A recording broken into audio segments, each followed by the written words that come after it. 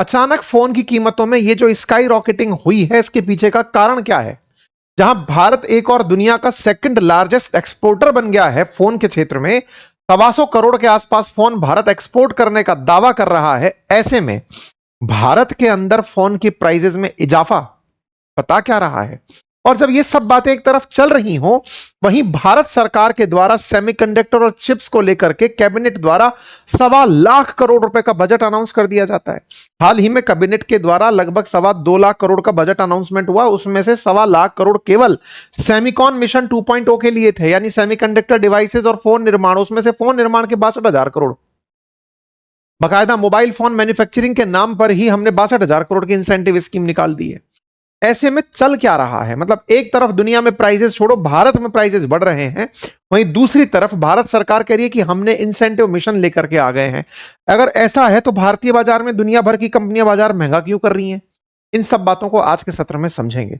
ये इसलिए समझेंगे क्योंकि मंत्री जी ने, अश्विनी वैष्णव जी ने, हाल ही में जब बजट अलोकेशन को बताया कि हम सेमिकॉन मिशन पर 1.25 लाख करोड़ रुपए खर्च कर रहे हैं। आपको बाय द वे बता दूं कि हाल ही में 2.19 लाख करोड़ रुपए के 7 बड़े फैसले भारत सरकार के द्वारा केंद्रीय मंत्रिमंडल में किए गए, जिनमें मोबाइल फोन निर्माण की परियोजना के लिए 62,000 करोड़ रुपए, सेमिकॉन मिशन के लिए 1.27 लाख करोड़ रुपए, यानी मेजर अमाउंट फोन और सेमीकंडक्टर पर खर्च हो रहा है।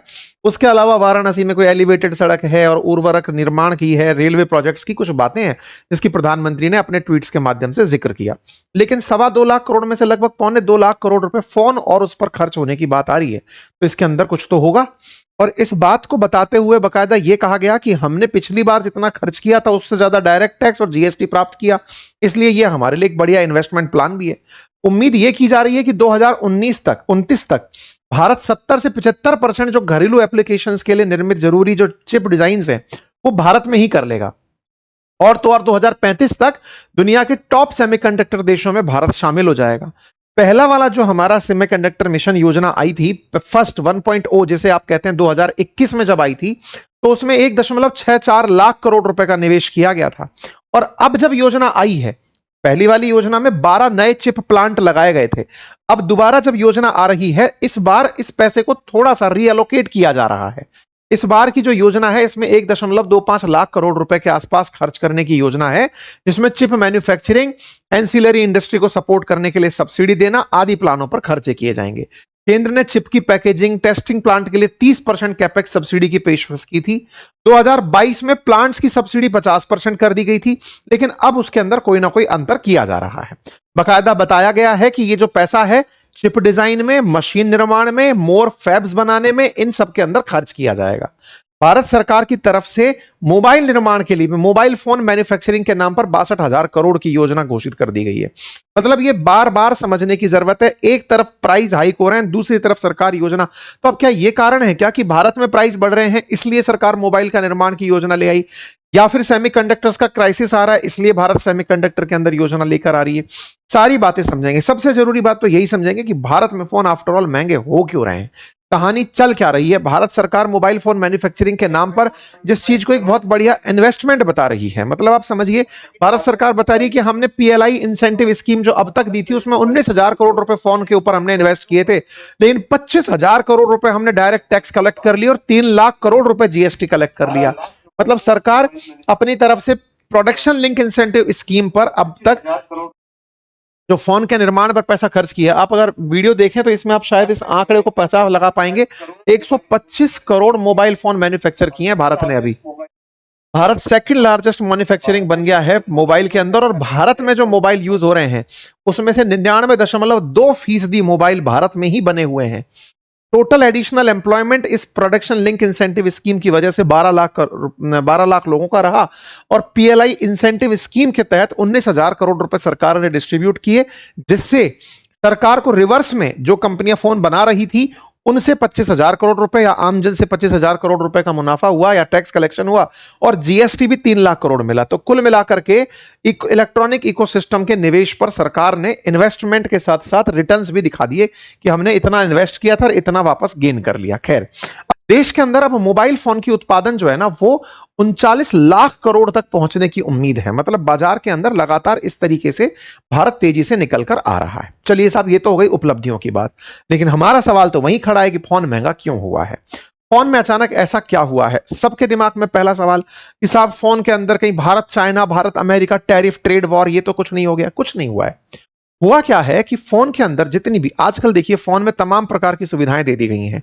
जब से 5G आया है तो 5G का अपने आप में असेंबली महंगा तो है ही है। अब जब से AI आ गया है, अब कोई भी फोन अगर नया आए और उसमें AI का कोई फीचर ना डला हो तो आप उसे नया नहीं मानते, अपडेटेड नहीं मानते। तो अब AI से रिलेटेड कोई भी चीज डालनी है तो भी चिप की जरूरत है, 5G से रिलेटेड डालनी है तो भी चिप की जरूरत है, मेमोरी कार्ड इटसेल्फ एक चिप के साथ काम कर रहा है। आपके फोन में जितनी सुविधाएं आप अब मांग रहे हो, वो सारी सुविधाएं अब इन्हें बनाना महंगा पड़ गया। पहले तक जो फोन का इस्तेमाल हो रहा था कि आपको इंटरनेट मिल जाए और बढ़िया से आप उस पर गेम खेल पाएं, गेम खेलने तक की बातें हुआ करती थी। अब तो कंपटीशन ही ये हो गया है कि आप लाइव सुन रहे हैं, उसी समय वॉइस ट्रांसलेट हो जाए। आप सुन हिंदी रहे हैं लेकिन आपको सुनाई अंग्रेजी दे, सामने वाला हिंदी बोल रहा है आपको अंग्रेजी सुनाई दे। लाइव वॉइस ट्रांसलेशन चल रहा है, एआई से बहुत कुछ लोग कर रहे हैं। अब जितना एआई आप यूज करना चाहते हैं उसके लिए उतनी बड़ी रैम चाहिए या उसके लिए उतनी अच्छी एआई की चिप चाहिए। धीरे धीरे ये प्रोडक्ट्स अब महंगे होने लग रहे हैं। जो बजट सेगमेंट के फोन थे वो खुद को ये बता ही नहीं पा रहे कि हम इसमें ऐसा क्या डाल रहे हैं जिसकी वजह से महंगा हमको ये करना पड़ रहा है। एक तो कारण ये रहा।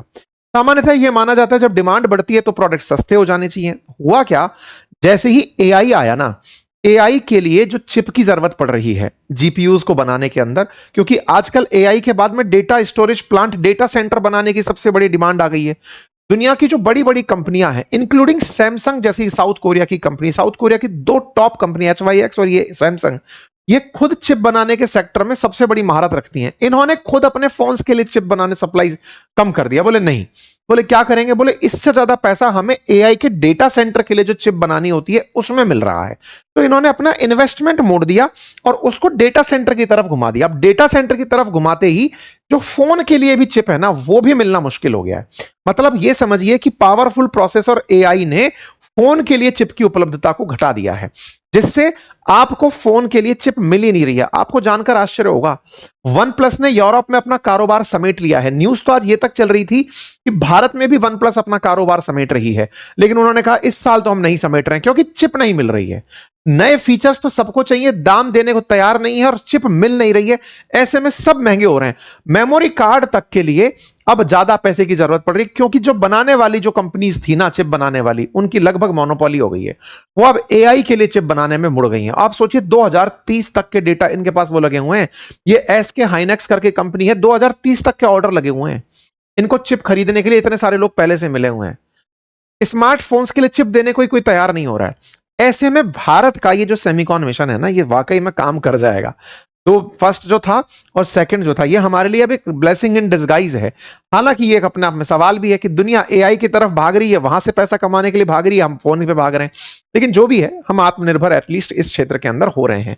दुनिया भर के अंदर बाजारों में प्राइसेस बढ़ गए हैं। ये देखिए आप आईफोन के अंदर प्राइसेस, एप्पल के जो प्रोडक्ट्स हैं, सॉरी, उसके अंदर जो प्रोडक्ट्स प्राइसेस बढ़े हैं वो देखिए आप, स्मार्टफोन के प्राइसेस जो बढ़े हैं वो देखिए। Samsung, Vivo, Poco, one plus, सबकी कीमतें बढ़ गई हैं। वन प्लस ने 5,000 रुपए तक अपने फोन महंगे कर दिए थे। और यूरोप के अंदर और इंडिया का भी सुनने में आया था, यूरोप और यूएस के अंदर तो इन्होंने बाजार ही बंद कर दिया कि सर नहीं चला पाएंगे हम, क्योंकि नहीं बेच पा रहे हैं। अब देखिए आगे क्या होता है। कुल मिलाकर बात यह है कि भारत के अंदर अगर आने वाला समय ऐसे ही रहता है तो जो पुराने फोन है ना उनका बाजार बहुत तेजी से उठेगा। हेडलाइन बनने भी लग चुकी हैं। रिफर्बिश जो मार्केट है वो तेजी से बढ़ रहा है क्योंकि फोन महंगे होते जा रहे हैं। बाकी फिलहाल के लिए इतना ही। जानकारी पसंद आई हो तो साथियों से साझा करें।